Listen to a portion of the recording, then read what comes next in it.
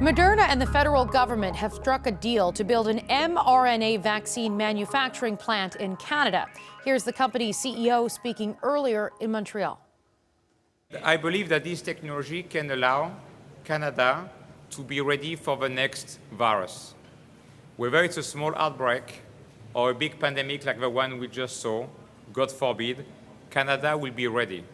We will be ready on Canadian soil to make, in a matter of months, a new vaccine for a new emerging virus to protect the Canadian population. There were no details on where the plant will be located, nor how much it will cost. François-Philippe Champagne is Minister of Innovation, Science and Industry. He's in Montreal. Minister, thank you very much for joining us today. I want to jump in by asking you, there are still some specifics about this announcement that we still don't have any answers about. We have a rough timeline. The plant's expected to be built in 2 years, but we still don't know where, and all of those details have yet to be sorted out. When are we going to learn those details, and what can you tell us about when and how this is actually going to be happening? So let me provide you some details.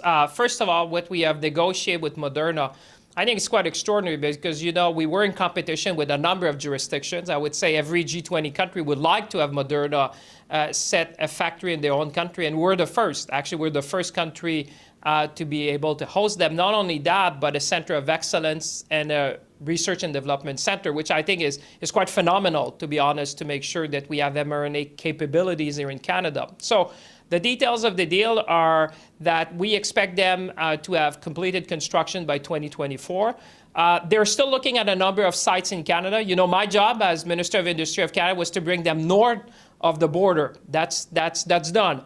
Now they're discussing with different cities, different provinces to see where they would find the right talent pool, because it starts with the people. I often say it's talent to attract investment. They need the ecosystem, they need the talent, they need the whole ecosystem of research and science to support, obviously, the company for the next 20, 30, 40 years. When it comes to the investments, we know that they'll be investing hundreds of millions to build that facility. And in counterpart, the government of Canada has agreed, and you've heard me say it, and the CEO of Moderna, Mr. Bancel, to say we have built a lot of flexibility. So the government of Canada will be purchasing vaccines, different type of vaccines from Moderna for a number of years to come. But I think the key element is that we didn't choose the time of this pandemic. It's obvious we're not going to choose what may come next, but what we could choose was to be better prepared and to be more resilient. And I think today this is a big piece in making sure that Canadians will be safe for generations to come. How much money is this going to cost the Canadian government to make this happen? What are you guys investing? So as part of the deal, like I said, Moderna will be building the facilities, investing hundreds of millions in Canada. And in counterpart, the government of Canada will be purchasing vaccines from Moderna for years to come. I cannot go into too many details because you appreciate this is commercially sensitive. We are in competition with many jurisdictions. But what I can say, Canadians, what we have done with that was to make sure that, you may recall, we have made investments in different companies, Medicago in Quebec City, Vido and Trevac in Saskatchewan, we have Sanofi in Toronto, AbCellera in Vancouver. What we were missing in Canada was an mRNA facility. And we know that the mRNA vaccine is the new technology. And when I was talking with the CEO today, they're not only looking at a COVID vaccine, they have about 24 other vaccines, even some to eventually cure cancer. So this is very exciting, I think, for research in Canada and making sure that we would be more resilient, but also that Canada will become, again, a global hub when it comes to research and development in vaccine manufacturing in the world. I'm just going to jump in here, though. Are you going to say how much money the federal government is investing to make this happen? Is there a price tag here that you didn't answer that question? How much is this going to cost? Well, like I said, we'll be, as you know, the government of Canada purchases vaccine on a yearly basis, even in non-pandemic time, whether it's about flu, whether it's about different type of vaccines we need, as well as the provinces. What we've built in the agreement is flexibility so that any purchase by provinces, territories, or the federal government could be credited against what we will be purchasing.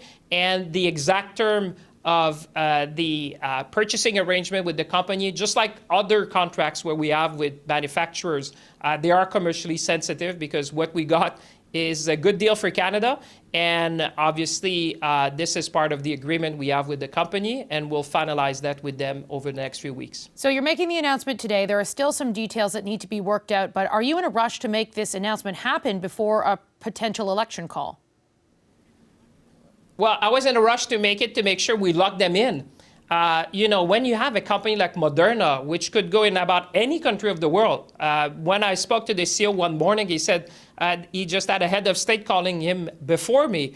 When we finalized the deal, which is just days ago, you want to lock them in. You want to make sure you announce as quickly as possible. They're not very concerned about a general election. I'm not very concerned either. But what I'm concerned about is to make sure that we would have a company like Moderna to establish themselves in Canada and lock the deal in. And I can assure you that the agreement we have with them is detailed enough to make sure they already have plans to build the construction.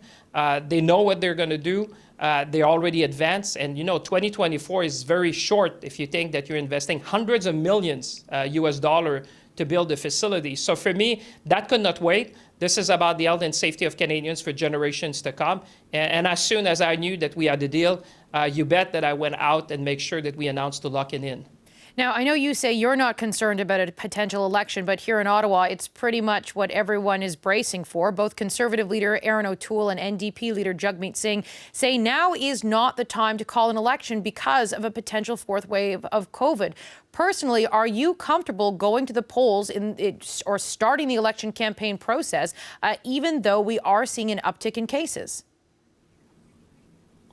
Well, I still have a lot of things to do, Katie. For me, I'm very focused on the work I have to do because some of these investments are transformational, I would say, for Canada. And I think that's the type of thing that Canadians want us to see doing.